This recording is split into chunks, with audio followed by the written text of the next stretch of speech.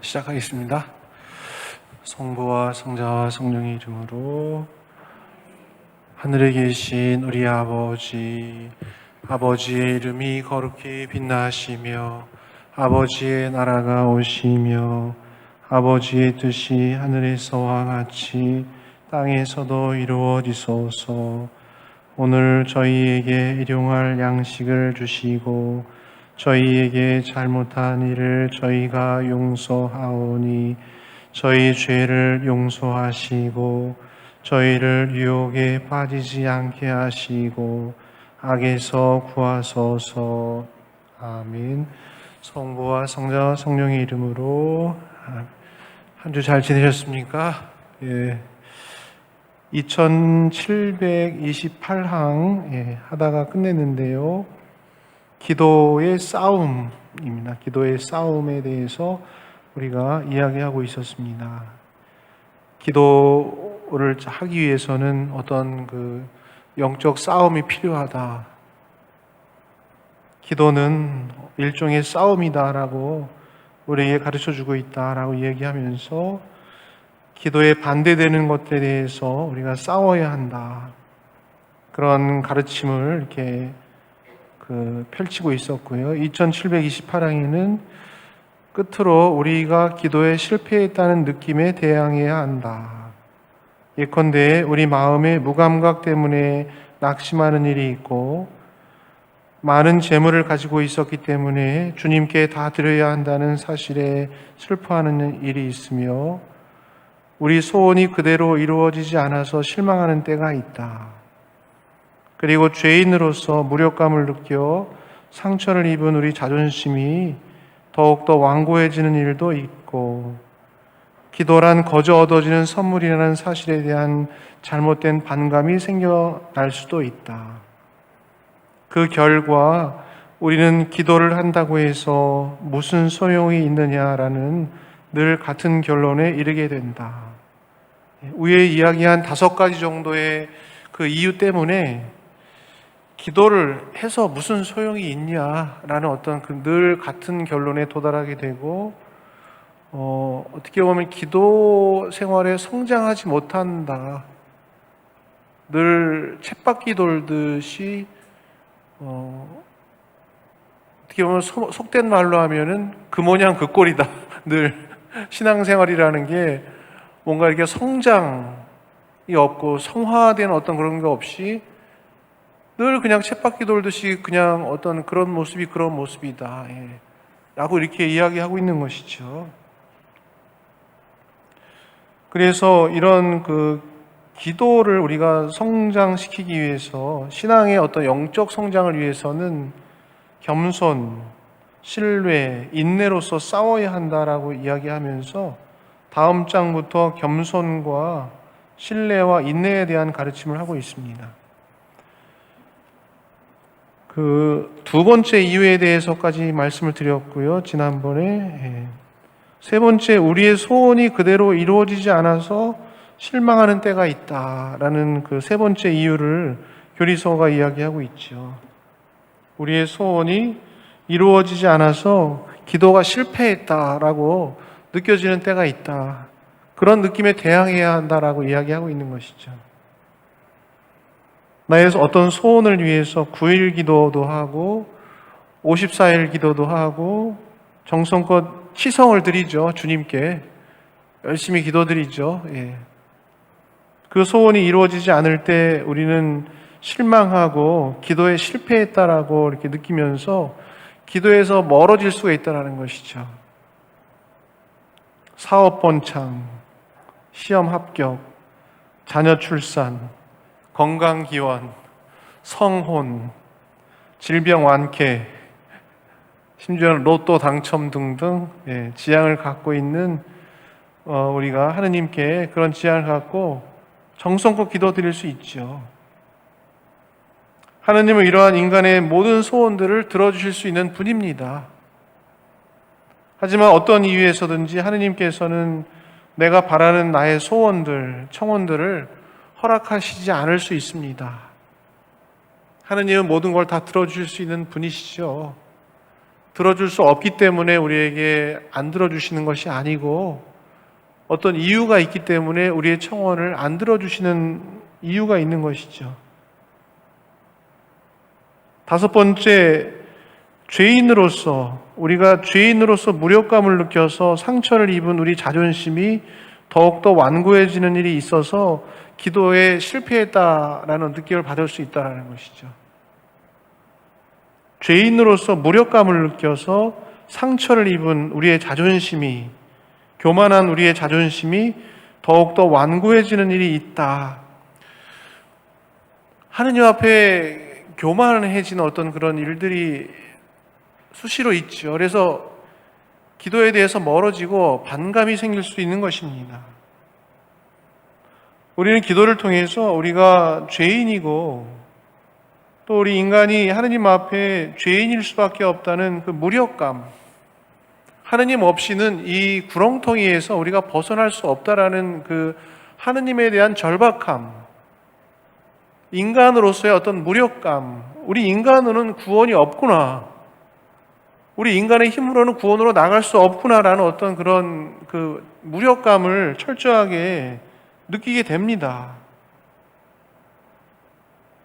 미사를 시작하면서 우리가 자비송 기도문 마치죠. 주님, 자비를 베풀어 주십시오. 그리스도님, 자비를 베풀어 주십시오. 이 기도문이 옛날에는 뭐였냐면은 주님, 저희를 불쌍히 여기소서였습니다. 주님, 저희를 불쌍히 여기소서. 그리스도님, 저희를 불쌍히 여기소서. 이게 바뀐 지가 얼마 안 되죠. 주님, 자비를 베푸소서로 미사경문이 바뀐 지가 얼마 안 돼요. 예. 신학생 때 18살에 신학교 들어가서 매일 미사하고 기도하면서 미사 때마다 이 자비송 기도문이 저는 참 마음에 안 들었어요. 나는 하나도 안 불쌍한데, 왜 나 불쌍한 사람 아닌데 맨날 하느님 앞에서 불쌍히 여기소서, 불쌍히 여기소서 하면서 기도하지? 우리 천주교는 참 이상하다, 기도문이. 그런 생각이었어요. 예.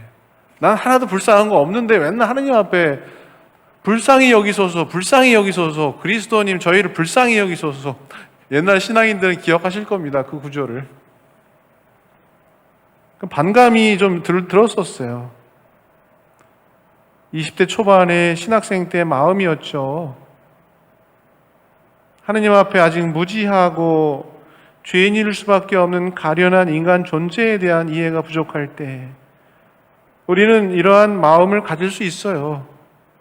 그래서 이러한 것에 우리의 자존심이 손상되고 나 안 불쌍해.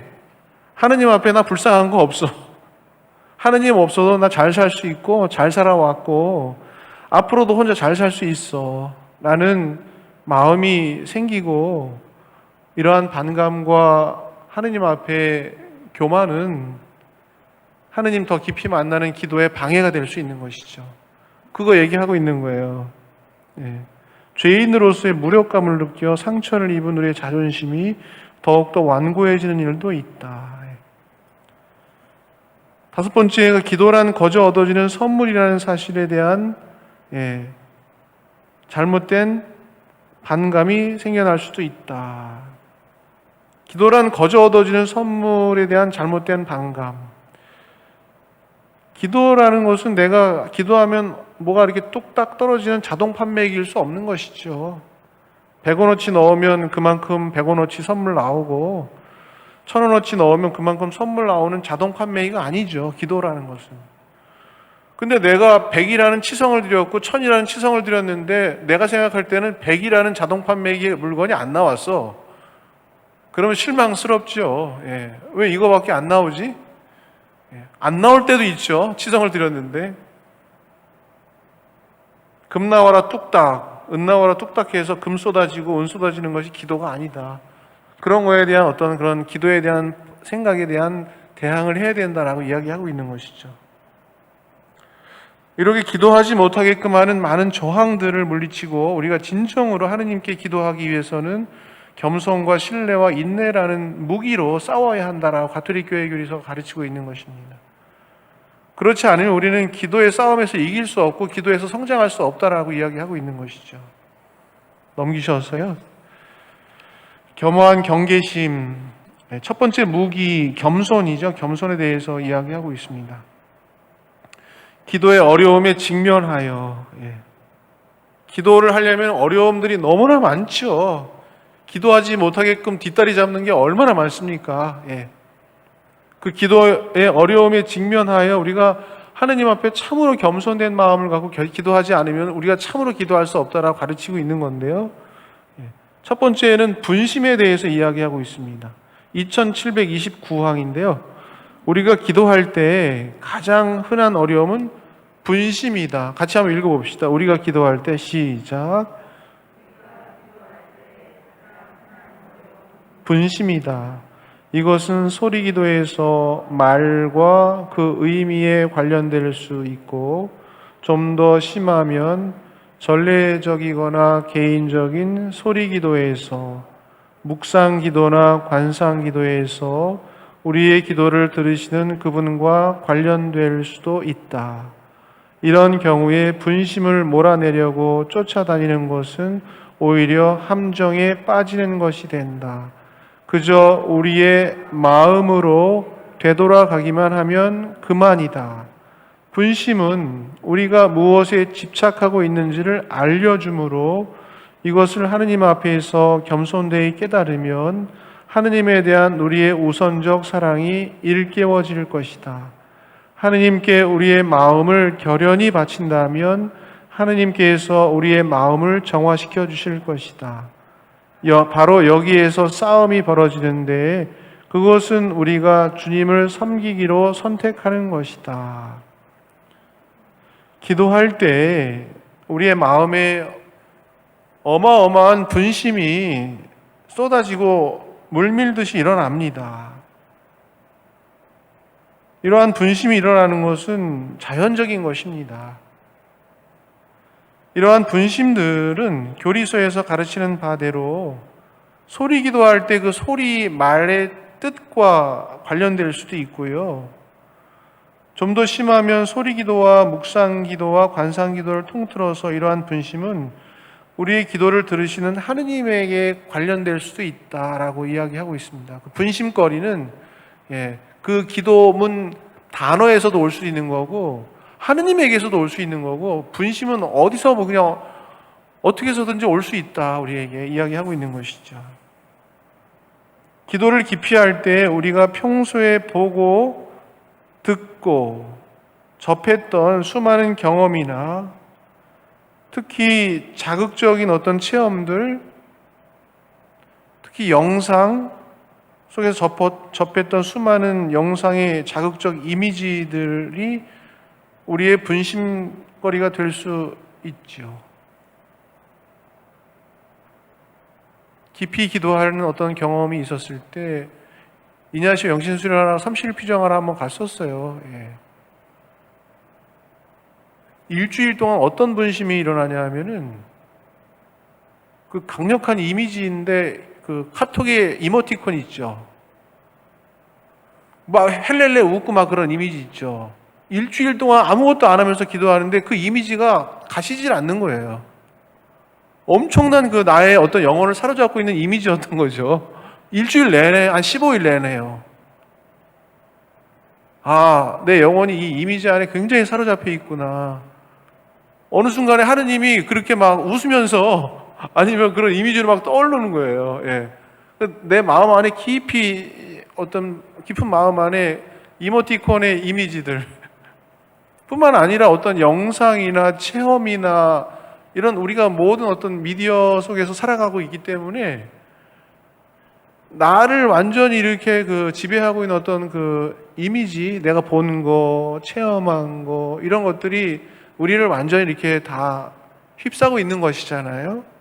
근데 이런 것들을 끊고 기도 속으로 들어갈 때 내가 어떤 거에 이렇게 많이 이렇게 물들어 있는지, 사로잡혀 있는지, 어떤 분심 속에 이렇게 깊이 자꾸만 이렇게 나오는지, 이런 것들이 교리서에서 이야기하는 대로 우리가 무엇에 집착하고 있는지를 알려주고 있다는 것이죠. 하느님 이외에 다른 이 세상의 많은 것들에 집착할 수 있는데 하느님에게 이렇게 올곧이 마음을 모으지 못하는 어떤 그런 분심거리들은 내가 지금 뭐에 많이 얽매여 있다라는 것을 알려주고 있는 반증이라는 것입니다. 그렇기 때문에 기도하면 기도할수록 내 자신에 대해서 더 깊이 알 수밖에 없어요. 예. 기도하면요, 예, 내가 지금 어떤 생각을 하고 살았고, 무엇을 보고 자극을 받았고, 뭐에 사로잡혀 있고, 뭐에 얽매여 있고, 어떤 상처에 사로잡혀 있고, 어떤 분노가 끊이질 않고 있고, 저절로 알 수밖에 없어요. 기도의 부수적인 효과예요. 자기 자신을 안다라는 것은.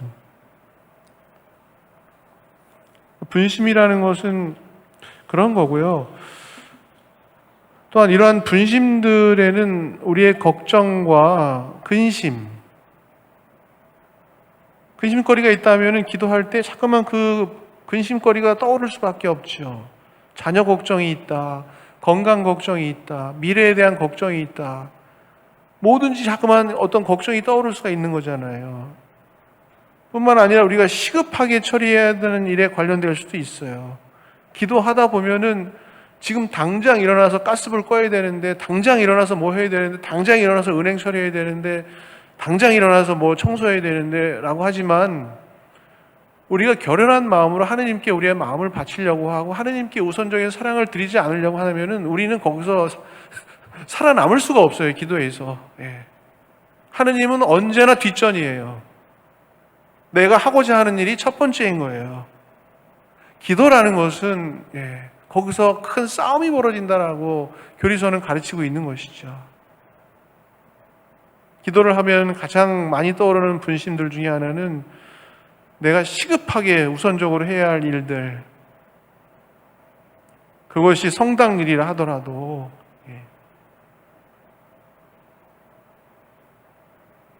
관상 기도는 침묵이다라는 교리서 2717항의 가르침의 설명대로 우리가 어느 정도 외적 침묵을 지킬 수 있다면 나의 내면 안에는 그동안 나를 사로잡고 있던 수많은 온갖 생각과 감정들이 물밀듯이 나에게 몰려드는 것을 경험하게 됩니다. 침묵에 대해서 교우분들에게 말씀드렸던 것처럼 외적 침묵, 내적 침묵, 외적 침묵을 지켰을 때 내 마음 안에 어마어마한 객들이 찾아와가지고 문을 두드린다고 얘기했죠. 나랑 놀았는데 왜 그동안 나랑 놀았는데 문 열어줘 하면서 찾아온다라는 것이죠. 특별히 좋은 것뿐만 아니라 부정적인 어두운 감정들, 질투, 분노, 원한, 복수, 정욕, 탐욕, 상실, 학대, 거부, 상처 등등등 어떤 분심거리로 나의 내면에 폭포수처럼 쏟아져 들어오는 경험을 하게 되죠. 그런 경험을 많이 하면 하실수록 기도가 깊어졌다라는 반증이기도 해요. 예. 그런 어두운 어떤 자신의 내면을 볼 때 두려워할 필요 없어요. 더 깊이 들어가는 기도가 깊이 들어가는 과정이에요. 그런 어떤 자신의 어떤 부정적인 어떤 어두움을 자꾸만 이렇게 우리가 안 보려고 가볍게 시키려고 자꾸만 텔레비 켜고 스마트폰 켜고 뭔가 다른 데로 만나고 술 마시고 하는 거예요. 더 깊이 내 자신으로 내면으로 들어가려고 하면 거기서 겁내지 말고 하느님 찾아야 되는 것이죠. 그게 더 기도에 깊이 들어가는 것이죠. 근데 못하죠. 바로 사람한테 전화해가지고 다른 일로 빠지게 되고 진실로부터 멀어지려고 하는 것이죠. 자꾸만. 침묵 얘기할 때 그런 부분에 대해서 말씀드렸고, 내면에 온갖 손님들이 찾아와서 내 내면의 문을 쾅쾅 두드리면서 너에게는 이것이 첫 번째 일이야. 너 왜 이거 일 안 하고 뭐 하고 있어? 기도하고 있어. 왜 기도하고 있어? 하면서 나를 끊임없이 몰아제끼는 것이죠.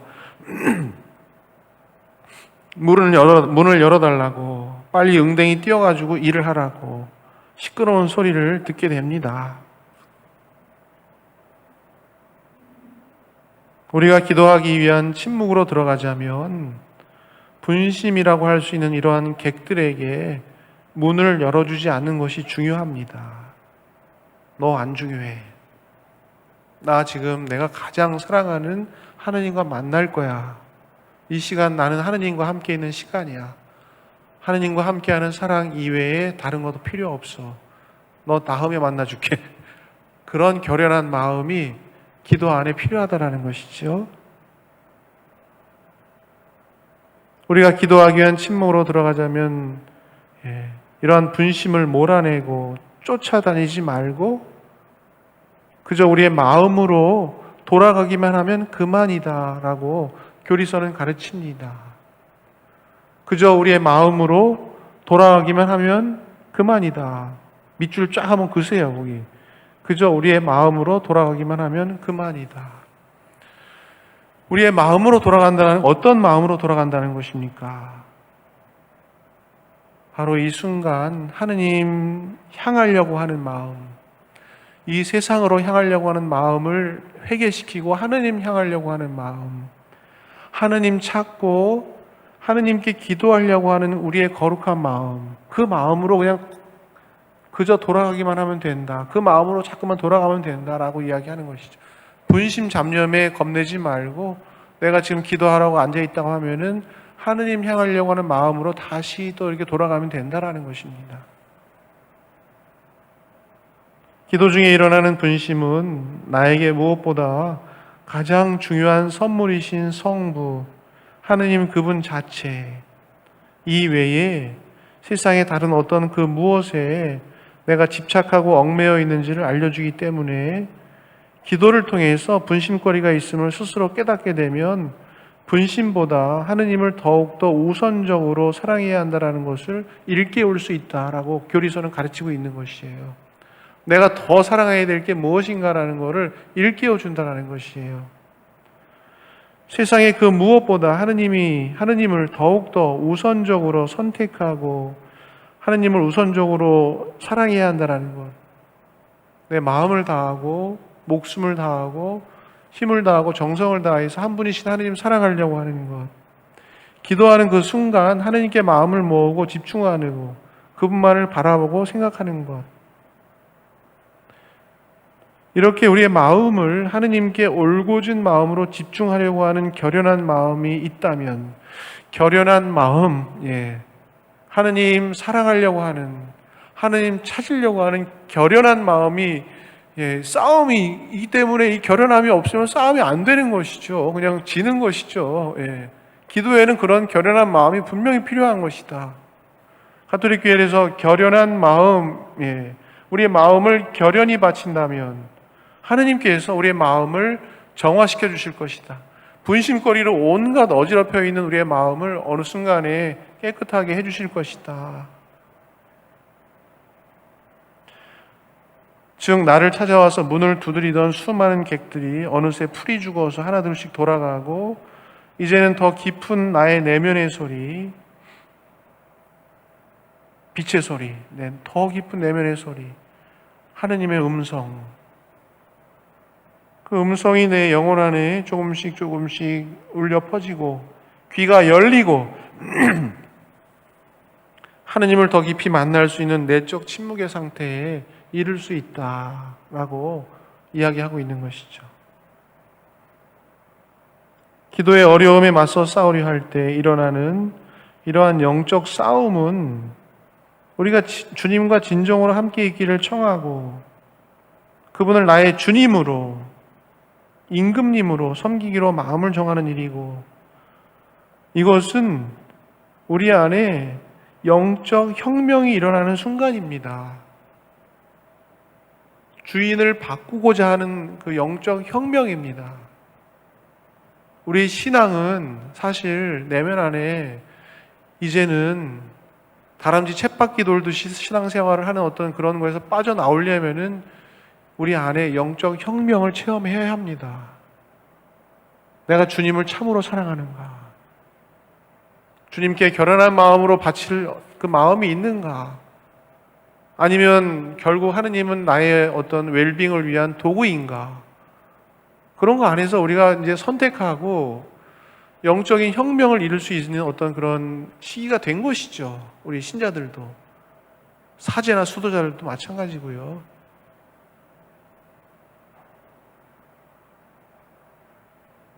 분심 잡념이 나의 주인이 아니라 주님을 참으로 나의 주인으로 섬기는 주인 바꾸기의 순간, 바로 영적 혁명의 순간이 되는 것입니다. 기도라는 것은. 사실 분심들 안에는 나의 영혼을 지배하는 우상들이 있습니다. 깨어있음이라는 것은 이러한 우상들에서 벗어나서, 순간순간 벗어나서 주님을 진정으로 선택하고 사랑하려고 하는 것. 그게 기도의 시간이 되어야 된다라고 가르치고 있는 것이죠. 2729항 천천히 한번 읽어보면서 넘어갑시다. 우리가 기도할 때, 시작.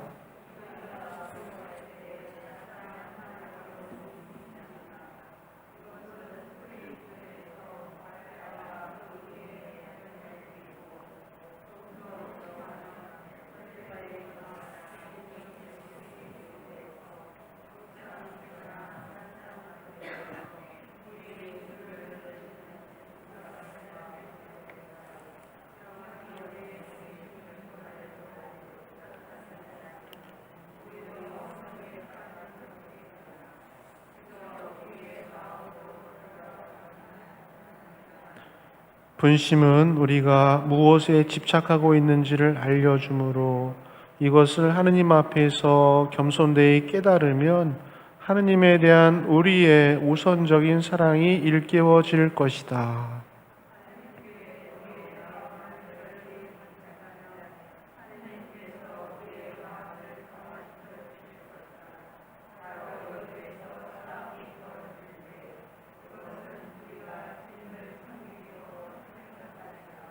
불교에서 이야기하는 망상에서 벗어나는 거예요. 사실 어떻게 보면은요. 허망한 망상.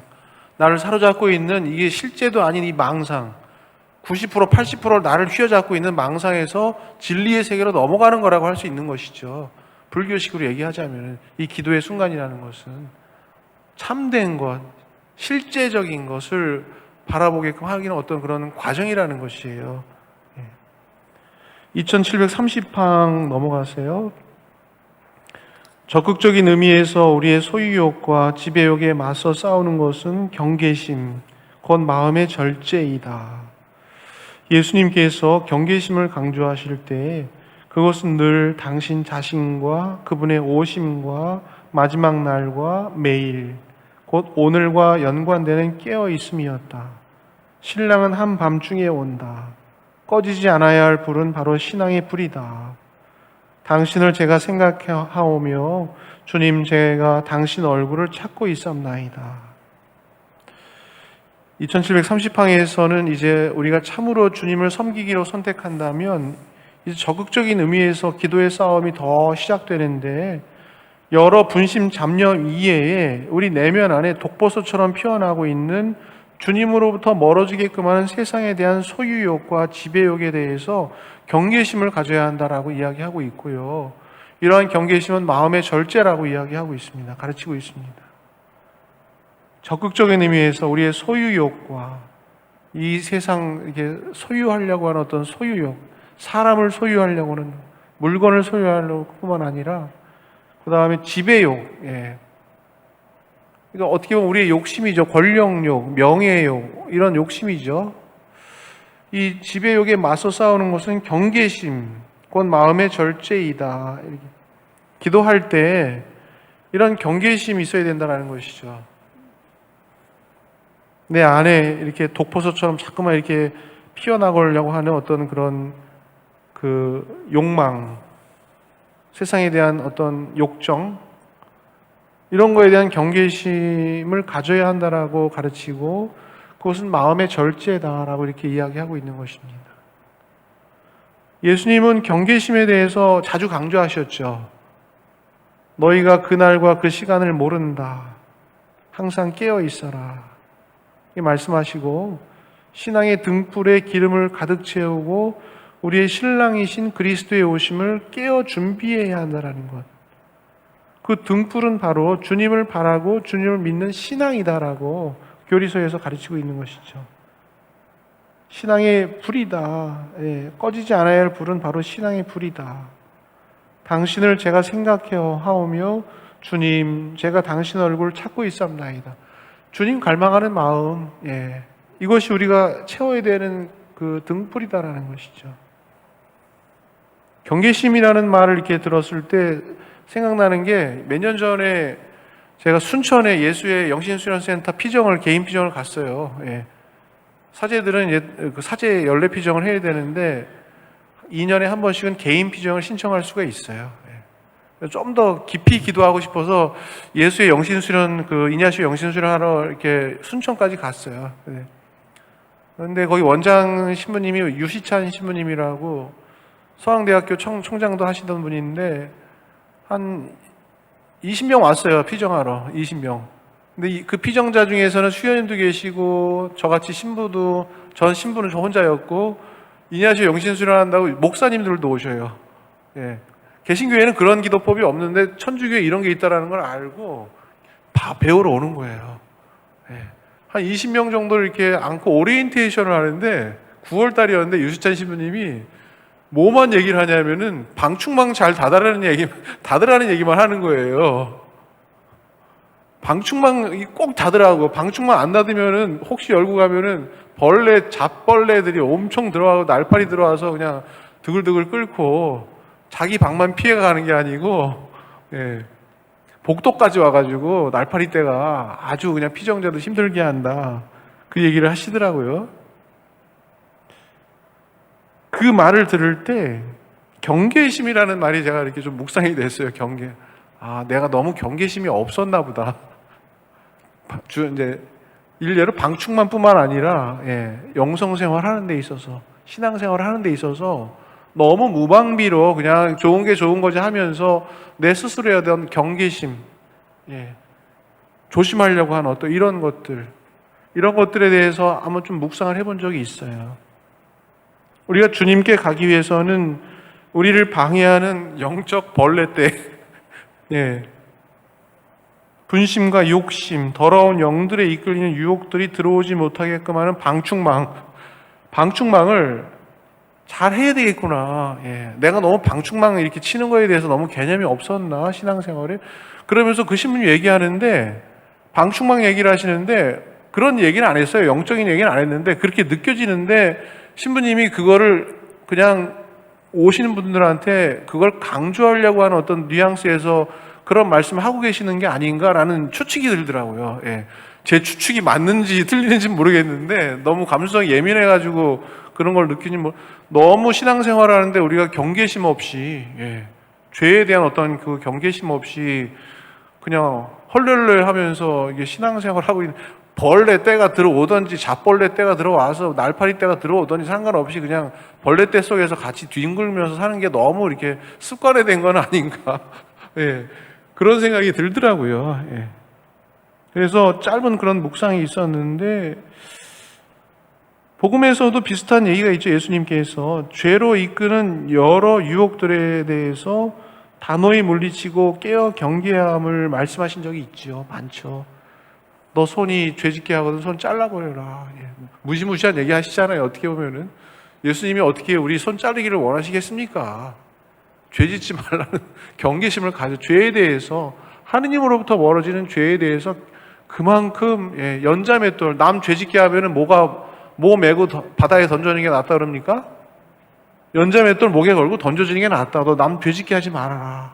말과 행동과 생각으로 남 죄짓게 하는 게 얼마나 무서운 일인가라는 걸 주님께서 영적인 어떤 그런 그 피폐함 그렇게 함으로 해갖고 우리가 하느님으로부터 얼마나 멀어지게 된다는 것을 알려주시는 거죠.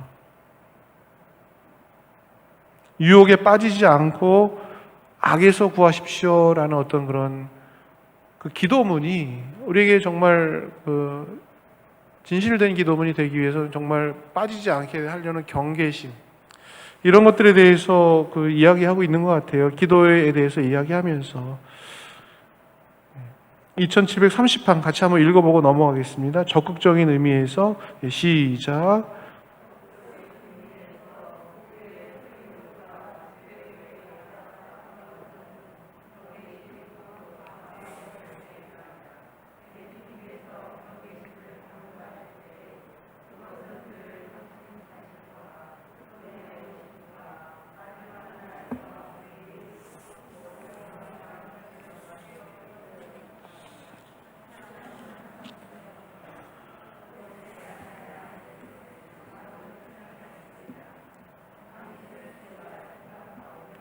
주님, 제가 당신 얼굴을 찾고 있사옵나이다. 시편 27편 2731항.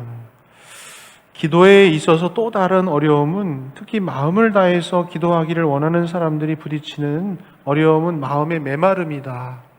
기도 열심히 하시는 분들 중에서 특히 수도자들, 성직자들, 기도 생활 평생 해야 되는 분들 중에서는 이 메마름, 아무런 어떤 뭔가 감흥이 없는 속에서 기도해야 되는 어떤 그런 시기가 많다라는 거예요.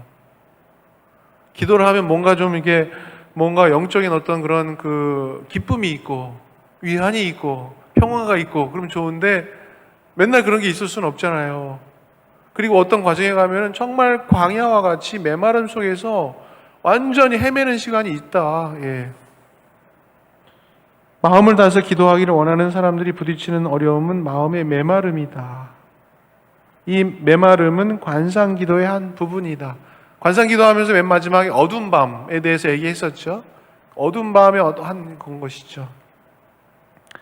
거기에서는 생각도, 기억도, 느낌도, 의욕도 없고 영적인 감흥도 느끼지 못한다. 이때는 고뇌와 무덤 속에서 예수님과 함께 머무는 참된 신앙의 순간이다. 이때야말로 참된 신앙의 순간이다라고 이야기하고 있고요. 밀알 하나가 땅에 떨어져 죽으면 많은 열매를 맺는다. 내가 예수님의 어떤 죽음을 묵상하면서 예수님과 함께 저승에 가시어 사흘 만에 부활하셨다. 저승에 가셨고 사흘 동안 그 어둠 속에 있었던 그 예수님과 함께 메마름을 함께 이겨내고 인내할 수 있는가? 밀알 하나가 땅에 떨어져 죽으면 많은 열매를 맺는다. 관상기도에서 이야기하면서 이 신앙의 어두운 마음에 머물기를 동의할 정도에 이르면은 2719항에 보면은 관상기도는 많은 사람에게 생명을 가져다주는 사랑의 일치를 이루는 기도가 된다라고 가르치는데, 이런 메마름을 잘 이렇게 우리가 극복하고 이겨낼 수 있다면은 많은 열매를 맺게 된다라는 가르침이죠. 또한 말씀이 돌밭에 떨어져서 뿌리를 내리지 못해서 메마름이 생긴 것이라면 이거는 회개하려고 싸워야 한다라고 가르치고 있어요. 헨리 나윈 신부님이 그 메마름에 대해서 이런 얘기를 하셨어요. 한번 읽어드릴게요. 예수의 신부님이시죠. 헨리 나윈 신부님은 영적 저서에 굉장히 유명하신 분인데요. 헨리 나윈. 영적 고갈, 이렇게 말씀하셔요. 때로 우리는 신앙생활에 참담한 고갈을 경험한다. 기도하고 싶은 마음도 없다. 하느님의 현존도 느껴지지 않는다. 미사는 지루하기만 하다. 그간 하느님과 예수님과 성령님에 대해 믿었던 모든 것이 아이들 동화에 지나지 않는다는 생각마저 든다. 그럴 때 중요한 것이 있다.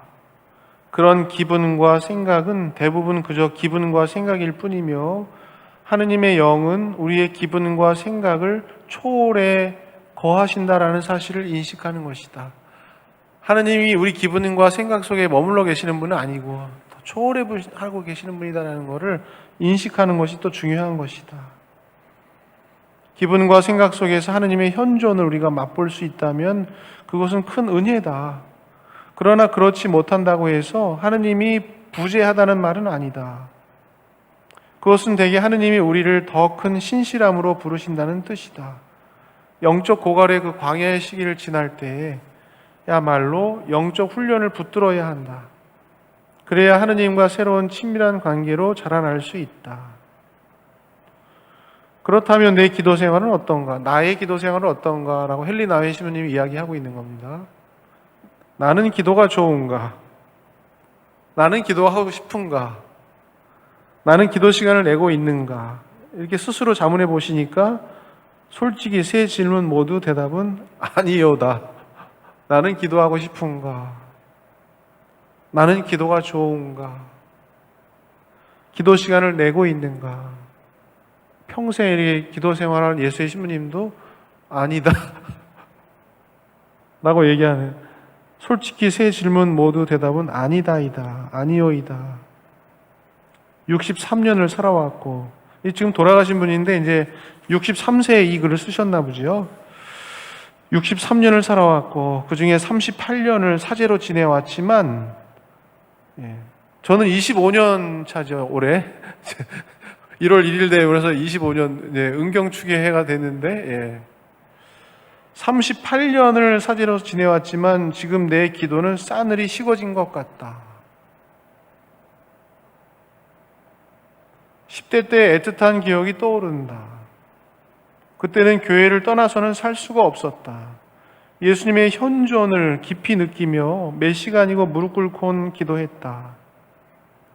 왜 사람들이 기도할 마음이 없는지 이해가 안 갔다.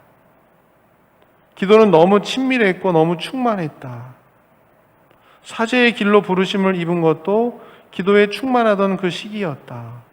사제에 28, 9, 30살 초반에 되셨기 때문에 그때도 충만했다라고 이렇게 말씀하시는 거죠. 그 이후로 나는 기도에 많은 관심을 기울였다. 기도에 대해서 읽고 쓰고 수도원과 기도원을 찾아다녔고 많은 사람들의 신앙 여정을 지도했다. 피정 지도를 했다. 지금쯤이면 내 영혼은 기도의 불로 활활 타올라야 한다. 많은 사람들이 나를 그렇게 보며 기도가 내 최고의 은사요, 가장 깊은 갈망인 양 내게 말한다. 그러나 사실은 다르다. 신부님이 솔직하게 본인의 어떤 내면을 이렇게 드러내 보시는 거죠. 나는 기도할 때 느낌이 별로 없다. 들끓는 감정도 없고 몸의 감각도 없고 정신적 환상도 없다.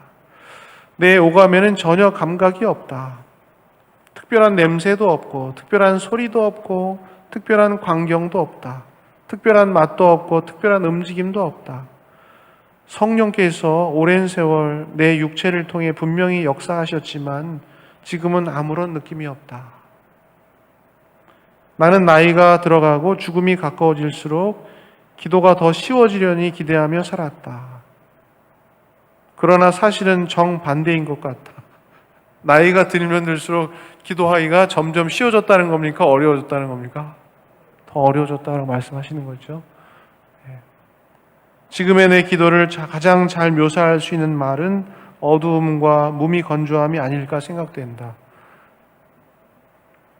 이 어두움과 무미건조함은 내 과다한 활동에도 일부 원인이 있었을 것이다.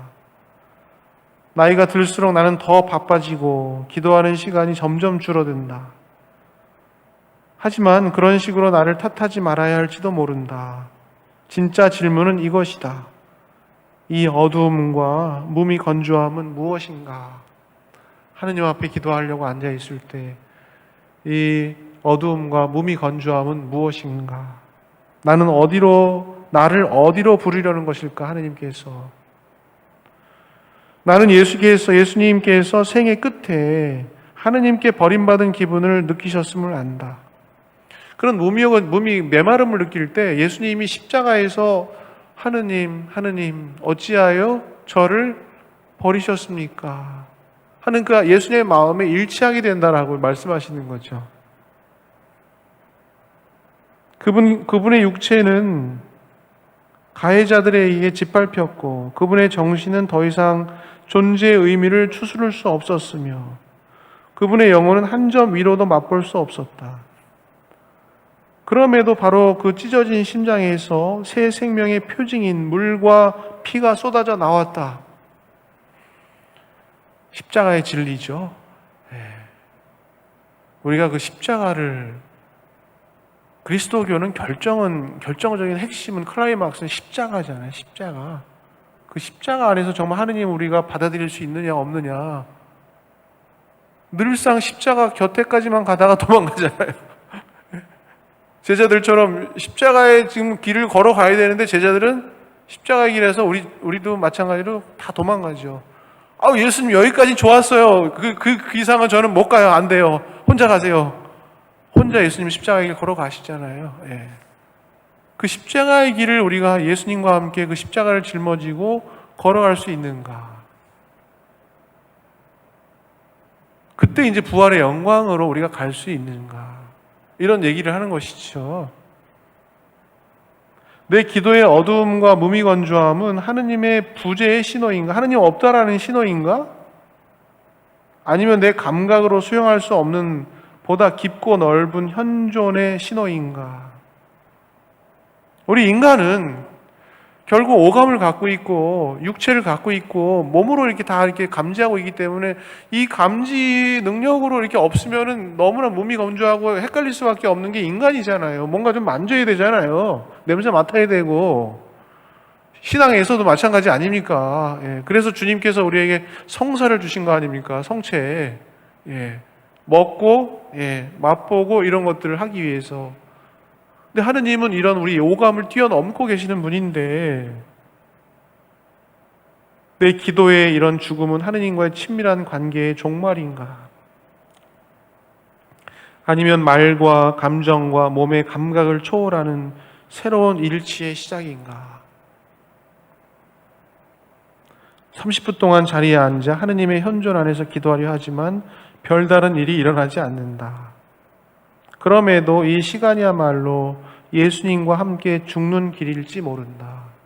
천주의 성모 마리아님, 이제와 저희 죽을 때 저희 죄인을 위하여 빌어주소서. 이런 기도를 하셨다라고 이렇게 이야기하고 있는 것이죠. 넘어가겠습니다. 기도 중에 유혹에 직면하여 2732양. 가장 흔하면서도 매우 은밀한 유혹은 우리 신앙의 부족이다. 2732양 같이 읽어봅시다. 가장 흔하면서도 시작.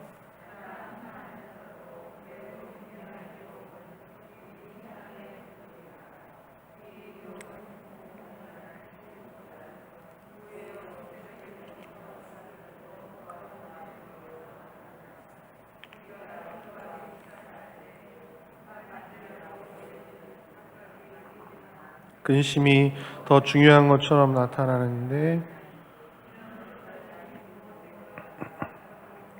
마음의 진실이 드러나는 순간이다. 주님을 우리 최후의 피난처로 여겨 그분께 갈 때에도 우리는 참으로 그분을 믿는가?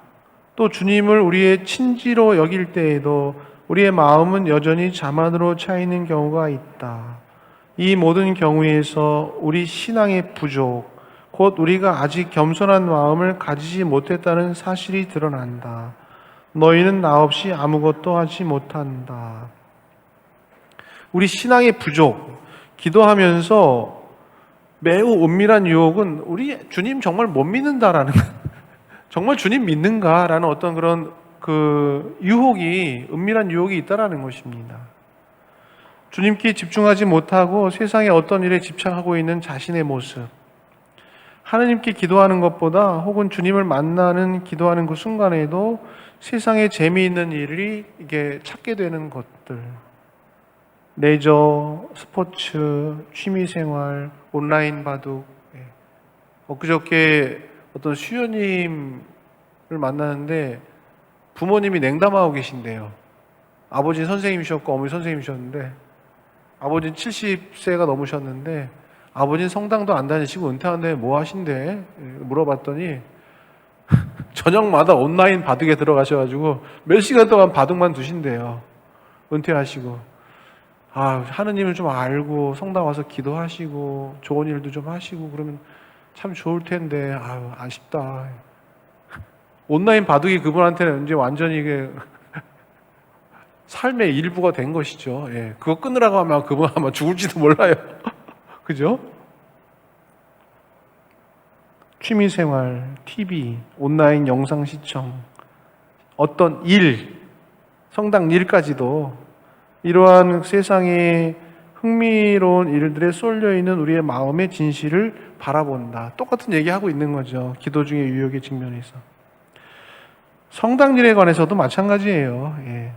우리는 하느님 선택한 것이지 하느님의 일을 선택한 것이 아니다. 분명히 후안 반투한 추기경님 말씀처럼 하느님 선택한 거지 우리가 하느님의 일을 선택한 것이 아니다.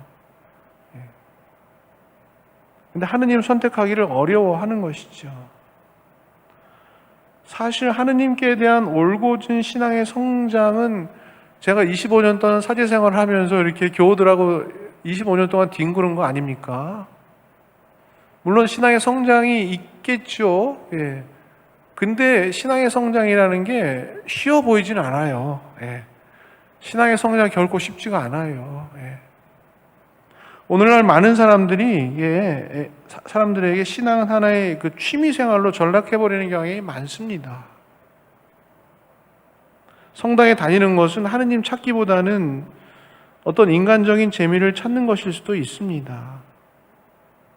진지하게 하느님을 찾고 예수 그리스도를 따른다고 한다면 우리가 한 발짝이라도 그 십자가의 길에 들어가야죠. 제자들도 그렇게 못했죠. 12제자 다 도망갔잖아요. 십자가의 길을 한 발짝 들어가셨을 때 또 이게 뭐냐 하면서 다 도망갔잖아요. 예. 나중에 주님께서 부활하셔서 제자들에게 깨우침을 주셨기 때문에 그 십자가의 길이 어떤 길인가라는 걸 안 거지. 제자들도 주님과 함께 신나게 다닐 땐 좋았는데 십자가의 길을 받아들인다는 것은 신앙의 성장이 된다는 것은 그게 보통 어려운 일 아니고 영적 혁명이 일어나지 않으면 힘든 일인 것입니다.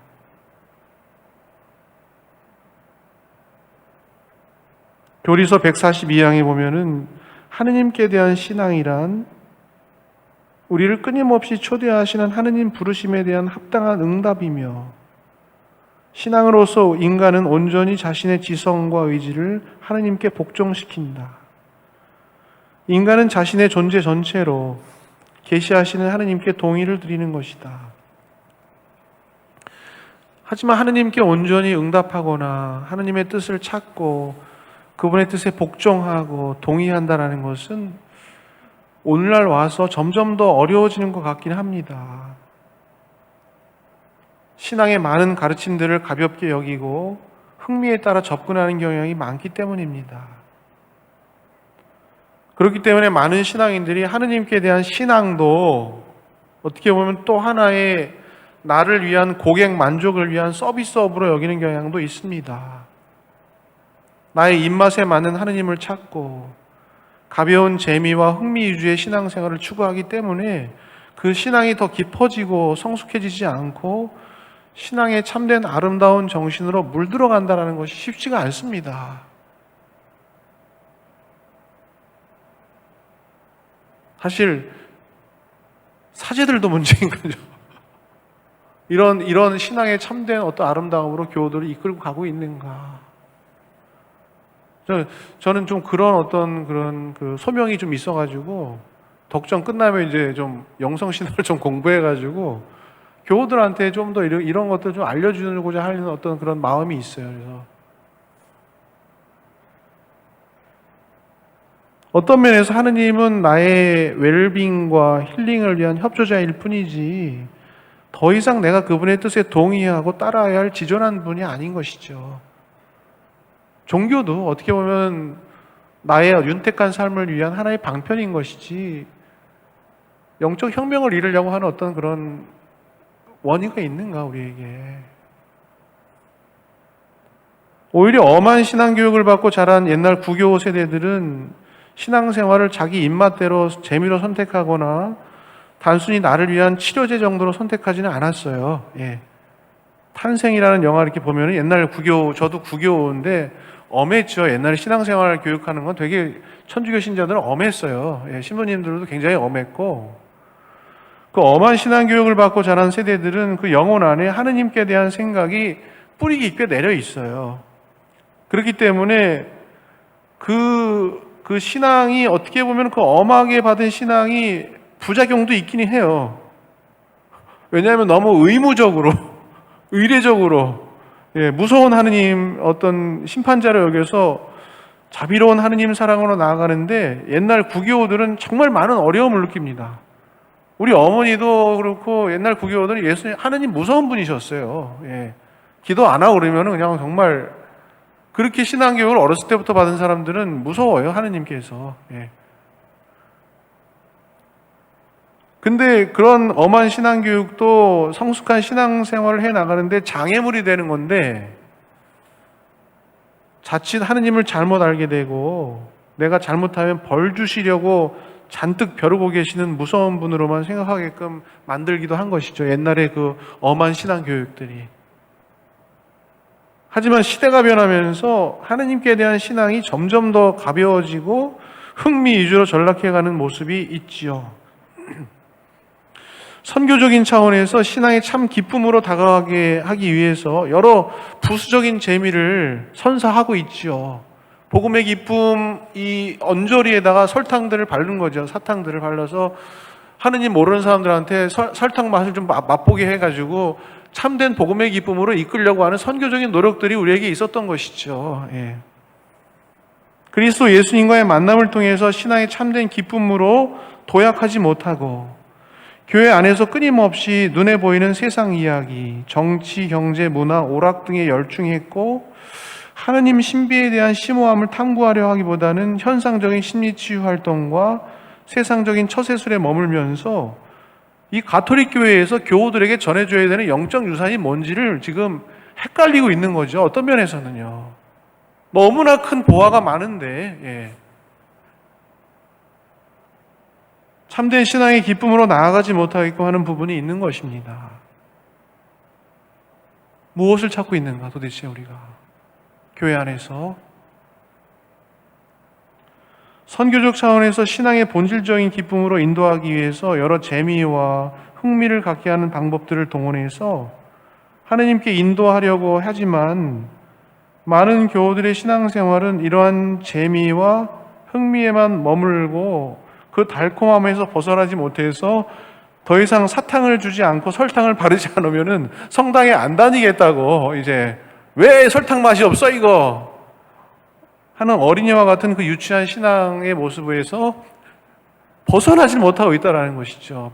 그 모양 그 꼴이 제가 요새 느끼는 게 왜 우리의 신앙이 왜 그 모양 그 꼴이지 이거 맨날 어려운 시절에 밀가루 주면서 빵과 과자를 주면서 성당에 다니게끔 하는 유혹책을 썼지요. 사람들과의 친교잔치를 통해서 사람들을 엮고 사람들을 많이 모으고 이렇게 노력했지요.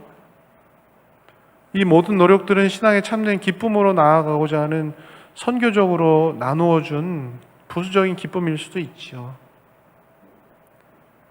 성당에 열심히 다니는 대부분의 신자들 또한 하느님 진리를 배우고 깨닫고 이해하려고 하는 그런 노력보다는 자신의 성당 경험 안에 굳어져서 한 걸음 한 걸음 하느님께 나아가지 못하고 그동안 굳어진 체험 속에서 완고함과 교만을 쌓게 되는 경우도 많고 그건 제가 25년 동안 신앙생활 하면서 느끼는 거예요. 신앙생활 하면서 정말 이렇게 훌륭하고 이렇게 잘 나가는 분들도 많지만은 하느님 진리로 나아가지 못하고 자기 안에 갇혀서 이게 맴맴도는 어떤 그런 힘이 너무나 많구나. 신앙생활 열심함이 하느님께 대한 바른 신앙으로 인도되지 못하고 오히려 자신만의 성을 구축하고 교만의 탑을 쌓으면서 참된 교회 공동체를 건설하는데 분열의 요소가 되는 경우도 많이 봤어요. 열심하다고 하는 분들 중에서.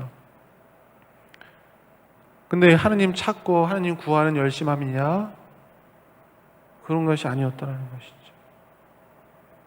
우리의 신앙생활이 참으로 하느님 찾고 구하고 그분의 뜻에 응답하려고 하는 성숙한 신앙생활인가라는 것을 성찰해야 하고 참으로 겸손하게 하느님의 진리를 배우고 깨닫고 이해하고 맛보고 노력해야 된다는 거예요.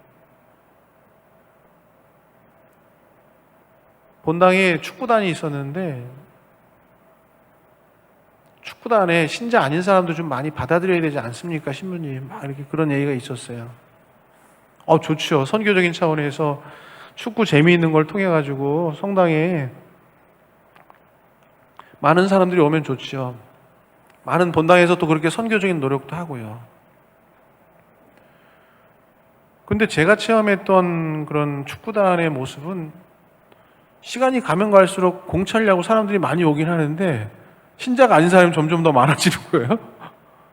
맨 처음에는 기도를 성호라도 긋고 주님의 기도라도 긋고 공을 찼는데 한 1년, 2년 지나면서 가서 보니까 성호경도 안 굽고 그냥 공 차는데 다 몰입돼 있는데 주일날 새벽에 공을 차고 교직미사를 가야 되는데 어느 날부터 미사를 왜 가냐 우리가 공 차면 되지. 그러면서 신자인 사람과 신자 아닌 사람이 이제 막 야 이게 성당 FC인데 지금 이게 우리가 성당 FC를 이게 뭐 해야 되냐 막 말아야 되냐 그런 것들 그런 거 안에서 선교적인 노력이 분명히 필요하긴 한 거죠. 정말 하느님 알려주기 위해서 우리가 복음의 기쁨을 전해야 되는데 복음의 기쁨을 전하기 위해서 스스로 복음의 기쁨을 체험하지도 못한 상태에서 겉에 그냥 복음의 기쁨이라고 세상적인 재미나 흥미, 사탕 발림을 이렇게 해놓고 일반 신자들을 모아놓고 사탕을 드세요 하면서 이렇게 사탕 발림을 한 다음에 다 드신 다음에 다른 게 없어. 복음의 기쁨이 뭔지 몰라 지금. 그러면 성당은 도대체 뭘 전해주려고 이 사람들하고 공짜고 뭘 하려고 선교 나가려고 앞으로 나가서 이렇게 했는가. 이런 이제 회의감이 이렇게 들었던 적이 있었던 것이죠. 2732양 같이 한번 읽어보고 넘어갑시다. 가장 흔하면서도 시작.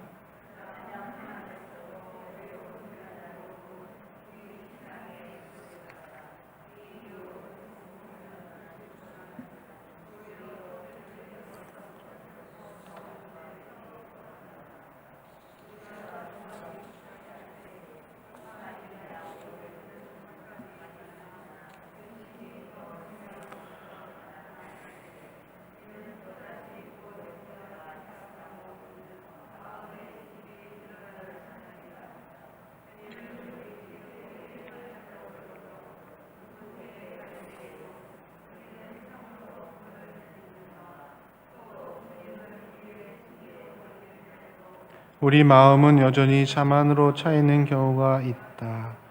이 모든 경우에 우리 신앙의 부족, 곧 우리가 아직 겸손한 마음을 가지지 못했다는 사실이 드러난다. 너희는 나 없이 아무것도 하지 못한다. 마지막 2734망하고 마치겠습니다. 자만 때문에 빠지게 되는 또 다른 유혹은 게으름이다.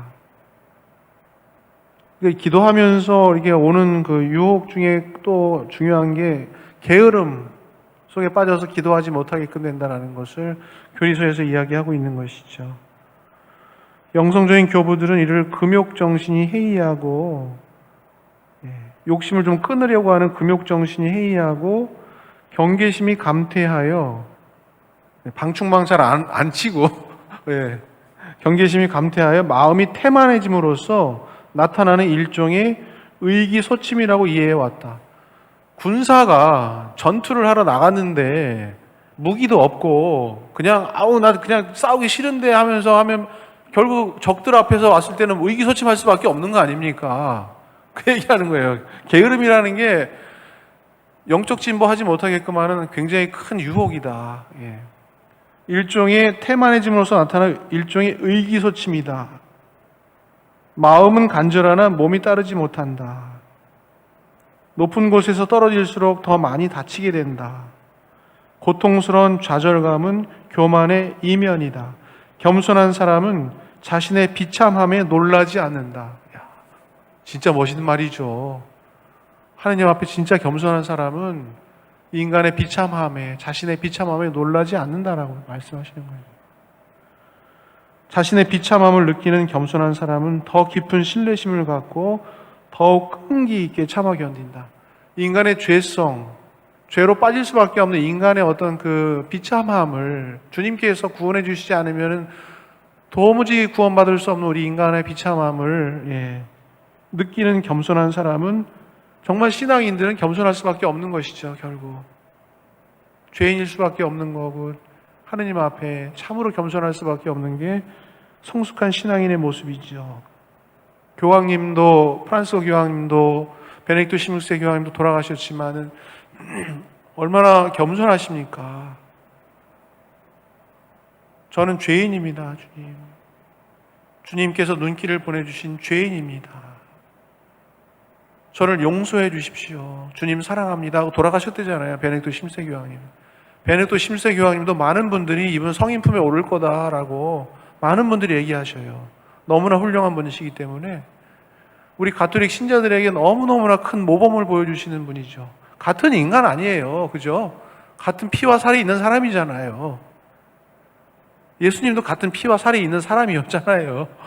예수님 따라가다 보면은 우리가 그렇게 성인 성녀가 될 수 있다라고 희망을 주시는 것이죠. 예, 오늘 여기까지 하고요. 다음 주에는 제가 나가사키 성지순례 가기 때문에 수요일 날 없어요. 그러니까 이제 1월 말까지는 수요일 날 2번 남았어요. 2번 남았는데 겸손, 신뢰, 예, 그다음에 인내, 이렇게 무기에 대해서 얘기하고 있는데 요걸 좀 뛰어넘어 가지고 주님의 기도에 대해서 여기서 얘기하는 것들이 어떻게 보면 다 주님의 기도로 이렇게 초점이 모아지고 있어요. 결국 그래서 우리가 주님의 기도를 참되게 바쳐야 된다. 예수님께서 가르쳐 주신 주님의 기도야말로 최고의 기도이고 이 기도를 제대로 바치면은 이 모든 가르침에 합당한 기도가 된다라고 가르치고 있는 게 이 가톨릭 교리서의 핵심이에요. 보면. 그래서 다음 주에는 이제 안 하고 다음 주에 점점 줄고 있는데 다음 주에도 줄면은 저 끝내버릴 거예요. 그러니까 꼭 오셔가지고 주님의 기도에 대해서 조금 같이 공부할 수 있는 시간을 같이 가시면 좋겠어요. 예. 영광이 성부와 성자와 성령께 처음과 같이 이제와 항상 영원히 아멘. 주님께서 여러분과 함께 전능하신 천주 성부와 성자와 성령께서는 기도에 대해 공부하는 우리 모두에게 강복하소서. 아멘. 성부와 성자와 성령의 이름으로 수고 많으셨습니다. 예.